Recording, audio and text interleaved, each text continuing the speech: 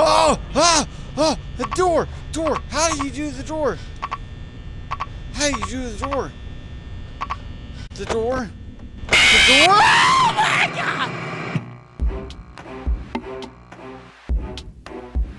So I downloaded these 3 horror games from Game Pass to try out, and I hate horror games. I don't think they're bad games by any means. I'm just a wimp when it comes to them. But I played them, and this was my experience. Due to circumstances beyond our control, it has been to evacuate the building. Do not look back. Do not stop. And like always...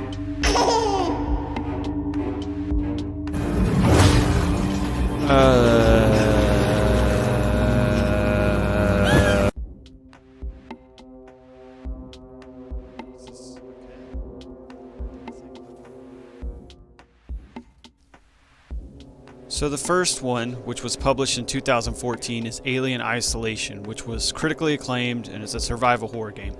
I knew nothing about this game coming into it other than that it was based off the Alien movie franchise. This was the first of 3 I played, and it scared the shit out of me.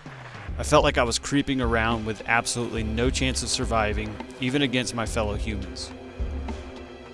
Yeah, we'll shoot 'em.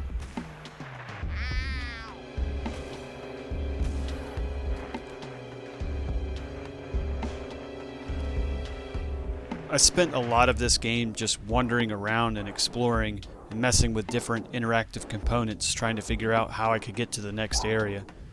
The game did give me a friend. He was a douchebag, but his company, while short-lived, was welcomed.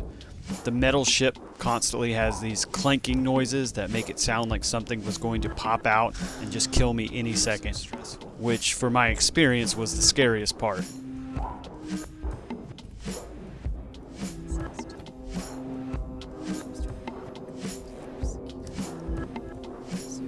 I willed myself forward, and the further I got, the more frequent the clanks became. I started to discover bodies and started to hear screams, and my anxiety was an absolute shit show at this point. But eventually, I became more comfortable in my surroundings, and not everything tricked me into thinking I was dying.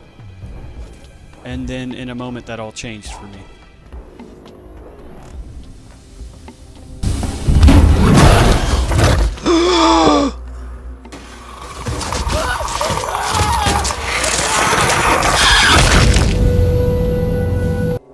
So yeah, fuck that game.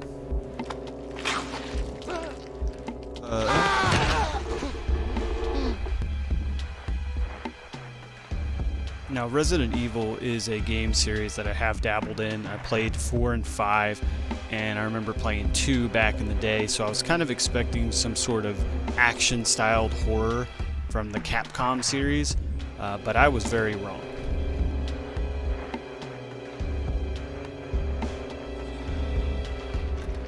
Who? Where did you find this guy? Give me a break, Pete. Hey, I only work with professionals.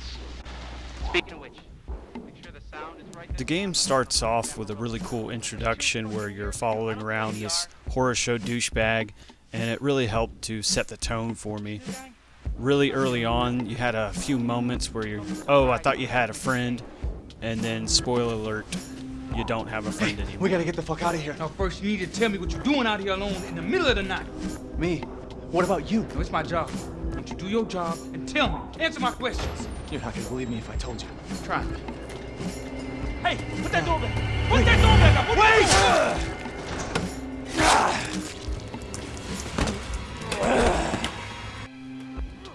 Wait! See, me and that guy were gonna be besties. Spoiler alert, the other guy was not friendly. This game puts you in some situations where decision making is more important than your accuracy. I appreciated that. It was certainly frantic.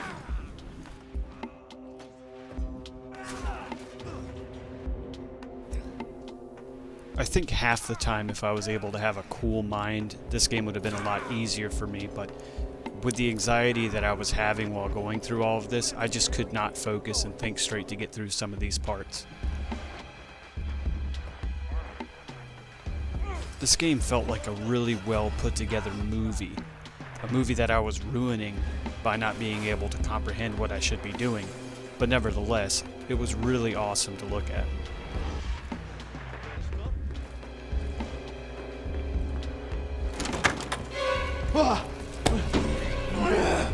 Heck of a thing, ain't it? Sure shit beats the hell out of dying. I mean, My little girl has given us a gift.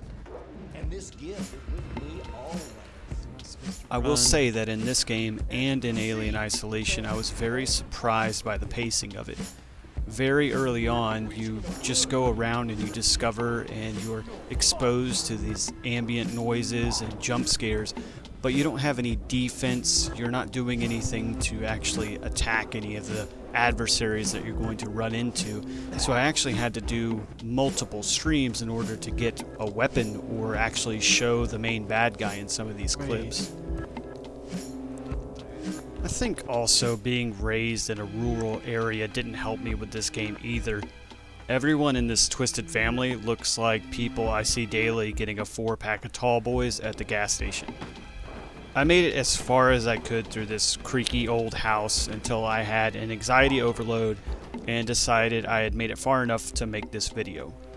It is a cool game for sure, and I 100% can say 10 out of 10. Never playing this shit again. You're wasting your time. Right in the face. Right in the face. Right in the face.